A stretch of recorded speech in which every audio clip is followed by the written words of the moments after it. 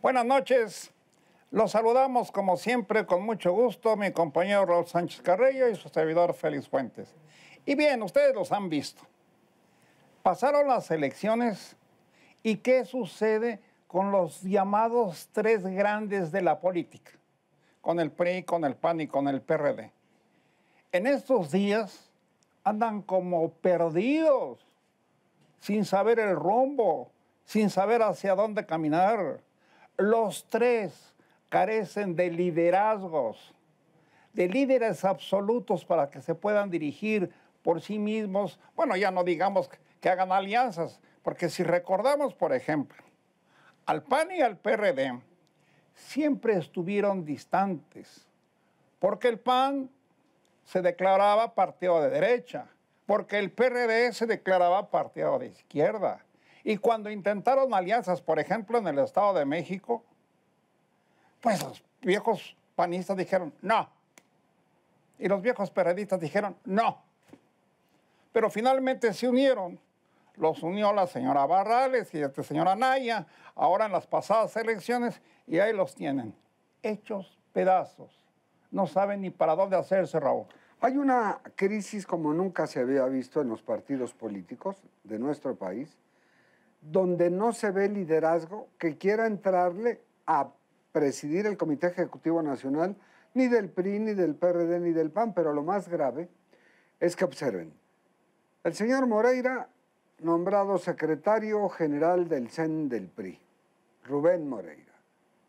A las 2 semanas, el señor Moreira dice, ahí está su arpa y ya no toco. ¿Por qué? Porque él no iba a ser el presidente del CEN del PRI, que era lo que quería.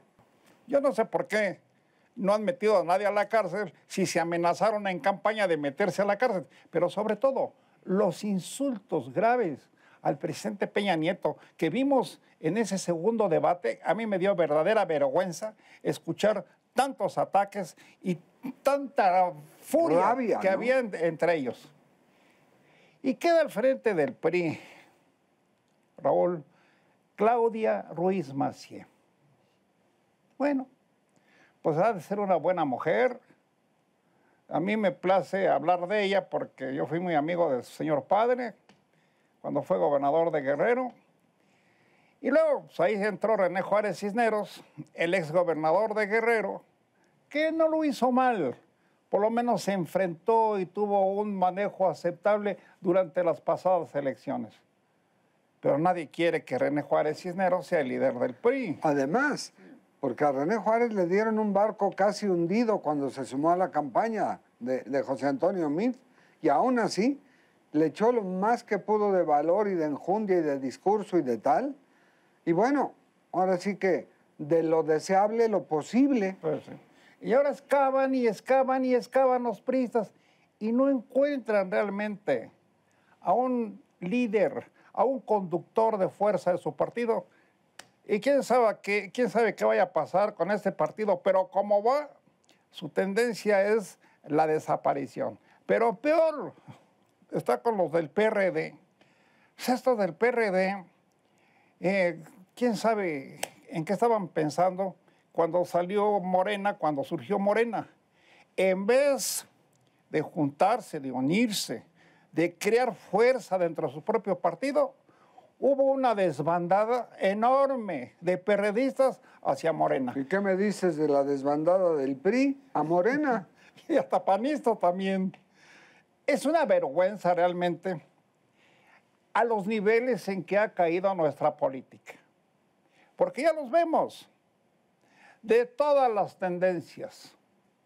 Si ven que el partido se está cayendo, el PRI, se van. Los del PRD son los que en primerísimo lugar se fueron corriendo a los brazos del señor López Obrador. Y hubo uno que otro panista que por el estilo. Si esa es la política de los partidos que tenemos, y si con estos partidos México va a ser conducido a las elecciones que vienen y a las que siguen, pues estamos perdidos con estos señores de la política. No hay contrapeso, pero ve sobre todo, muchos atribuyen a esa debilidad, aparte de que los resultados de una elección como la pasada el 1 de julio, arrasó con todo. Pero ahora, obviamente, en el PRI no hay el atractivo de los miles de millones que recibía por la enorme cantidad de votos que tenía.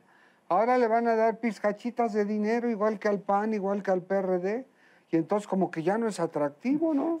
Y mucha de esa gente ahora hace colas en el domicilio de transición del señor López Obrador. Quieren puestos de trabajo, quieren recomendaciones para cualquier Secretaría de Estado, quieren el dinero en efectivo que les dé el señor López Obrador. Pues es imposible.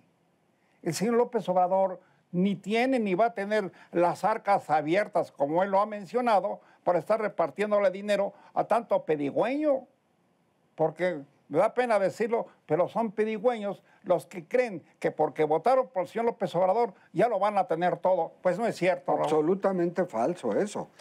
Bueno, seguiremos viendo estos partidos a ver hasta dónde llegan, pero sí están en peligro de desaparecer uno o dos de los tres que estamos mencionando. Absolutamente cierto. Bien. Y traemos otro tema, que es el del señor presidente de los Estados Unidos, Donald Trump. En la historia de ese país jamás se vio que más de 350 medios de la prensa escrita se lanzaran contra un presidente de los Estados Unidos. Ah, bueno, porque el señor Trump, tú lo has visto, Raúl, ha tildado de todo lo que le ha dado la gana a los medios informativos de su país, a televisoras, a cadenas de radio y televisión, a periódicos tan poderosos como el New York Times o como el de Washington Post. El Washington Post. Y CNN, a CNN la ha traído en la... O Boston Globe. Sí, Boston Globe. Boston Globe es el que está encabezando en estos días a los más de 350 medios que están solicitando a toda la Unión Americana un frente en contra del presidente de los Estados Unidos, porque este señor Donald Trump los tilda de que los periódicos son enemigos de la población de Estados Unidos. Por favor, ha llegado muy lejos. Ya no se conformó con los pleitos que armó con Corea del Norte y los pleitos que trae con Irán. Los de China con los aranceles. Los de China con la guerra comercial. Y ahora va con los medios de comunicación. ¿Quién sabe qué haya pasado? Ahora, hay que aclarar aquí, o puntualizar más bien, esos 350 periódicos que han publicado una crítica con hechos, ¿eh? No es que todos digan es que es un prepotente, soberbio, no. Ha hecho esto, ha ocasionado lo que enumera en parte Félix, sino también en donde ha metido a la población norteamericana en los daños económicos al consumo, en el caso de los automóviles, por los aranceles que ha impuesto. Claro. Entonces ahora, ¿cuál beneficio para los países que son productores de acero, etcétera? Aranceles y más aranceles. Y hacia adentro de Estados Unidos, la violencia. La violencia. La venta de armas, los episodios sangrientos. Vamos, y un presidente que sale y dice, la prensa escrita es el enemigo de Estados Unidos. Eso no lo soportan los medios. No hay un periódico en estos momentos de la Unión Americana que no esté haciendo un editorial o artículos de opinión en contra de su presidente. Es lo que yo digo, nunca había sucedido nada contra un presidente de los Estados Unidos como hoy. Recordamos entonces a Thomas Jefferson, quien fue el tercer presidente de los Estados Unidos, un verdadero liberal que defendió a la prensa desde entonces. Fue una verdadera defensa que le hizo a los medios de aquella ocasión. Y fue el que dijo que él prefería una prensa sin gobierno que lo contrario. Y bueno, se sigue respetando ese punto de vista de este hombre. Les recordamos, por cierto, que Jefferson aprovechó la guerra que hubo en su tiempo entre Francia e Inglaterra. Y fue Jefferson el que nada menos a Napoleón Bonaparte le compró todo lo que hoy es Luisiana. ¿Saben en cuánto? En 15 millones de dólares. Eso le costó a Estados Unidos todo lo que es hoy Luisiana, que ese territorio se equipara en buena medida a lo que Santana vendió, malbarató de México, que fue Arizona, Nuevo México, Texas y Baja California. Fíjese entonces todo lo que le debe Estados Unidos a Thomas Jefferson. Y Raúl, me pregunto, ¿qué tanto le debe a Donald Trump la población estadounidense para estar actuando como lo hace o estarlo soportando en todos esos pleitos y en esos ataques a una libertad tan importante como la libertad de expresión? Yo estoy seguro que esto tiene un límite y va a haber se va a revertir. La prensa es el medio, como su nombre lo dice, cualquiera, escrita, electrónica, etcétera, que es el puente entre el suceso y la opinión pública. Sin embargo, Trump ha colocado a la prensa escrita como actores de su coraje.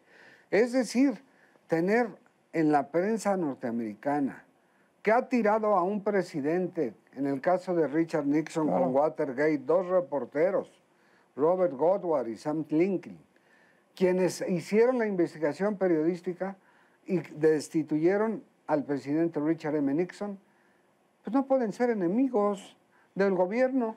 Ya el New York Times dijo en su editorial del pasado fin de semana, los principales ataques que está recibiendo la prensa de los Estados Unidos provienen de los funcionarios de la Casa Blanca, los que están a las órdenes de este señor Trump. Y carambas, se nos fue el tiempo, Raúl. Sí, no, y además habrá mucho que decir y en la próxima aquí entre reporteros lo esperamos. Buenas noches, que ustedes estén bien. Gracias, Félix. Buenas noches y hasta la próxima. Gracias.